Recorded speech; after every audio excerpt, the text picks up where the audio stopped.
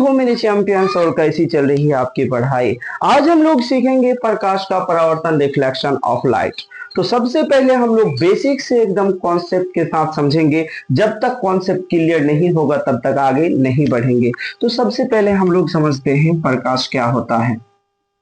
हाँ, तो प्यारे बच्चों, प्रकाश के बिना हम लोग किसी चीज को नहीं देख सकते हैं और ना ही हम लोग प्रकाश को देख सकते हैं। यानी प्रकाश की उपस्थिति में ये जो आप बोर्ड देख रहे हैं, हमें देख रहे हैं, मेरा मार्कर देख रहे हैं, ये जो लिखावट देख रहे हैं, ये सब किसके कारण? प्रकाश के कारण ही देख पा रहे हैं। यदि प्रकाश उपस्थित नहीं होता तो हम लोग ये सब चीज नहीं देख पाते। क्या आपको समझ में आया? अब मैं आपको पूछूंगा कि प्रकाश क्या होता है, आप बताओ। यानी प्रकाश वो कारक है जिसकी उपस्थिति में हम लोग किसी वस्तु को देखते हैं, उसे ही हम लोग क्या कहते हैं? प्रकाश कहते हैं। तो क्या आपको प्रकाश समझ में आया प्यारे बच्चों? आगे बढ़ते हैं। अब मैं बताऊंगा आपको कि प्रकाश एक प्रकार की ऊर्जा है। अब ऊर्जा कैसी हुआ, इस बात को अब हम लोग समझेंगे कि प्रकाश ऊर्जा कैसे हुआ। आपने देखा होगा कि कहीं पे चौक चौराहे पे सोलर लाइट जो लगा होता है ना, वो क्या होती है? दिन भर चार्ज होती है और रात में अपने आप जलना शुरू हो जाती है। तो ऊपर से दिन में वो क्या करते हैं? सूर्य की प्रकाश को लेते हैं, तब वो रात में क्या करते हैं? उसको मतलब सूर्य की प्रकाश को विद्युत ऊर्जा में बदल देती है। इससे हमें ये पता चलता है कि प्रकाश एक प्रकार की ऊर्जा भी है। क्या आपको समझ में आया? तीसरी बात, प्रकाश एक प्रकार की क्या है? तरंग है प्यारे बच्चों। प्रकाश एक प्रकार की तरंग है। अब तरंग क्या होता है, इस बात को समझते हैं। एक होता है अनुप्रस्थ तरंग और एक होता है अनुदैर्ध्य तरंग। तो अनुप्रस्थ हम लोग उसे कहेंगे जो सीधी रेखा पे चले, और अनुदैर्ध्य उसे कहेंगे जो ऐसे चले। क्लियर प्यारे बच्चों? तो प्रकाश एक अनुप्रस्थ तरंग है क्योंकि वो सीधी रेखा पे आती है। और प्रकाश निर्वात में भी गमन करती है। निर्वात क्या होता है प्यारे बच्चों? निर्वात हम लोग उसे कहेंगे, सिंपल समझिए, जहां पे वायु मौजूद ना हो उसे हम लोग निर्वात कहेंगे। उससे पहले एक हम लोग समझते हैं, कॉन्सेप्ट समझते हैं कि पदार्थ की अवस्था क्या समझते हैं प्यारे बच्चों? पदार्थ की अवस्था।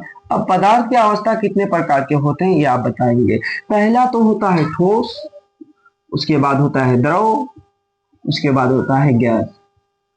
लेकिन यदि हम बात करें कि सबसे अधिक प्रकाश किसमें होती है, किसमें गमन करती है, सबसे तेज किसमें चलता है, तो सबसे ज्यादा की बात करें तो वो होता है निर्वात में।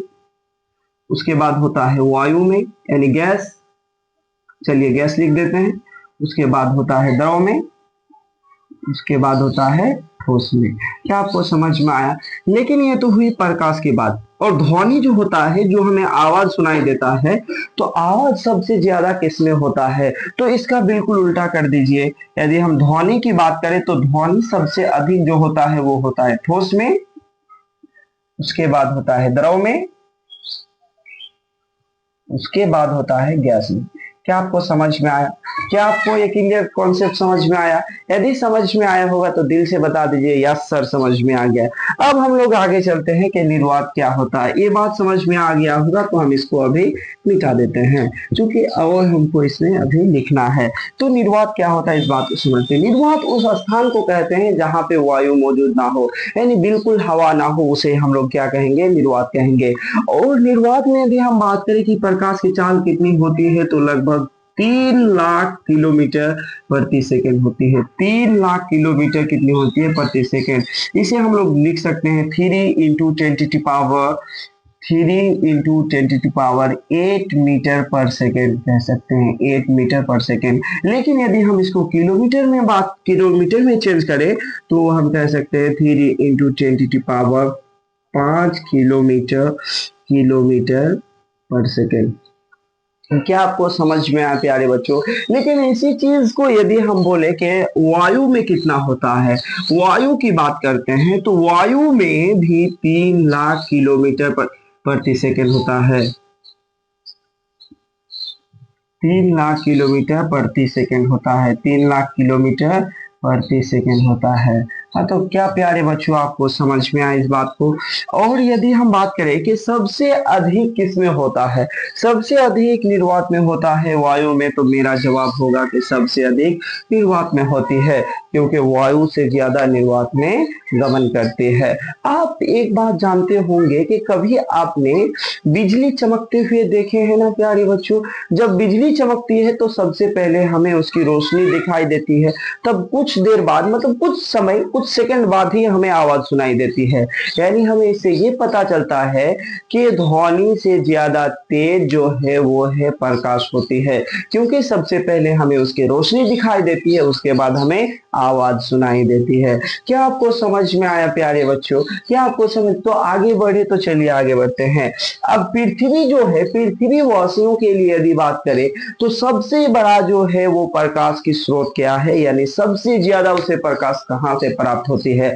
तो आप क्या बताओगे? आप बोलोगे होता है क्या, जैसे होता है मान लीजिए बल्ब होती है ना, आप बोलोगे बल्ब, जलती हुई बल्ब, या तो फिर जलती हुई मोमबत्ती, मोमबत्ती, उसके बाद होती है आपका लैम्प, ऐसे आप बताओगे। लेकिन यदि हम बोले कि सूर्य दादा सबसे बड़ा है, तो आप भी बोलोगे नहीं सर, सूर्य दादा ही तो सबसे बड़ा है।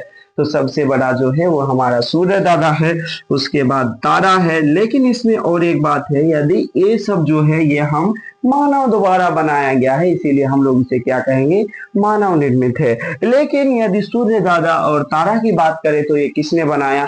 गॉड, भगवान, अल्लाह, जो भी आप मानते हो वो उसने बनाया, तो हम लोग इसे प्रकृति बोल देंगे। क्या आपको समझ में आया प्यारे बच्चों? अब हम लोग बात करते हैं सूर्य की प्रकाश को पृथ्वी तक आने में कितना समय लगता है। सूर्य की प्रकाश को पृथ्वी तक आने में 8 मिनट 20 सेकेंड समय लगता है प्यारे बच्चों। लेकिन कहीं कहीं पे ये भी लिखा हुआ है कि 8 मिनट 16 सेकेंड का समय लगता है। अब इतना तो एग्जैक्ट पता नहीं, लेकिन जैसे हमें क्वेश्चन में पूछेगा वैसे हम करते जाएंगे। यदि 20 सेकेंड है तो हम 20 सेकेंड में टिक लगाएंगे, यदि 8 सेकेंड है तो सॉरी 16 सेकेंड है तो 16 सेकेंड में टिक लगाएंगे। हाँ, तो दोस्तों जो कॉन्सेप्ट अब तक हम लोग समझ रहे थे उसको अब हम लोग लिख के समझेंगे। तो अब तक हम लोग पढ़ रहे थे प्रकाश क्या होता है, लेकिन मैं नहीं बताऊंगा प्रकाश क्या होता है, आप बताओगे। प्रकाश हम लोग उसे कहेंगे, यानी प्रकाश की उपस्थिति में तो हम लोग किसी चीज को देख पा रहे हैं, तो प्रकाश वो भौतिक कारक है जिससे किसी वस्तु को देखने की अनुभूति होती है। यानी प्रकाश की उपस्थिति में ही हम लोग किसी वस्तु को देख पा रहे हैं, यदि प्रकाश की उपस्थिति ना हो तो हम लोग नहीं देख पाएंगे। दूसरी बात, प्रकाश एक प्रकार की ऊर्जा है। क्या मैंने आपको बताया था कि प्रकाश कैसा ऊर्जा है? आपको समझ में आ गया होगा। आगे चलते हैं। प्रकाश एक चुंबकीय तरंग है। अब तरंग कैसे हुआ ये भी आपको हम बता चुके हैं। अब तीसरा नंबर पे चलते हैं। प्रकाश सरल रेखा में गमन करती है, यानी जो हम आपको बताए, एक होता है अनुप्रस्थ तरंग और एक होता है अनुदैर्ध्य तरंग। अनुदैर्ध्य तो हम लोग का किस तरंग में, मतलब प्रकाश की तरंग किस तरंग में जाता है? अनुप्रस्थ में, अनुप्रस्थ तरंग में। क्या आपको समझ में आ रही है? और प्रकाश अपने साथ क्या लाती है? फोटोन को लाता है, यानी वो जो तरंग है उसके साथ, तरंग के साथ फोटोन को लाता है प्रकाश। आगे चलते हैं। प्रकाश निर्वात में भी गमन करती है। अभी हम बताए कि निर्वात उसे कहेंगे जहां पे हवा मौजूद ना हो, उसे निर्वात कहेंगे। यानी निर्वात में भी जहां पे हवा मौजूद ना हो वहां पे भी प्रकाश गुजरती है, यानी हवा रहित स्थान को निर्वात कहते हैं।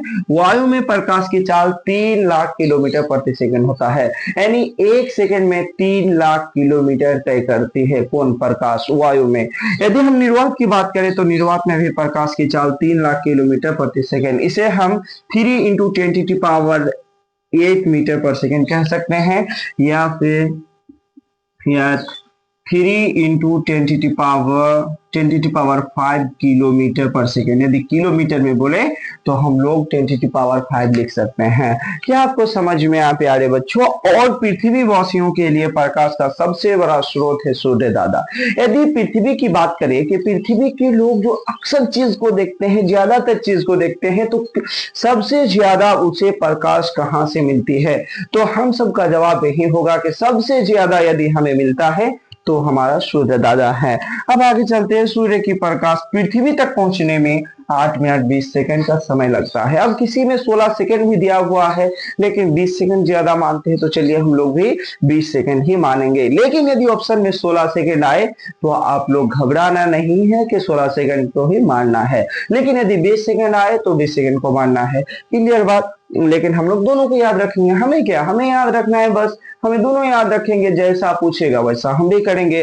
हाँ तो प्यारे बच्चों, आई होप कि आपको पूरी वीडियो समझ में आई होगी, कॉन्सेप्ट पूरा क्लियर होगा। यदि क्लियर हुआ है तो एक लाइक एक शेयर जरूर करें। आपके बड़े भाई आपके लिए हमेशा तत्पर है और आपको इसी तरह से धमाकेदार कॉन्सेप्ट के साथ और वीडियो के साथ मिलते रहेंगे। जय हिंद, जय भारत।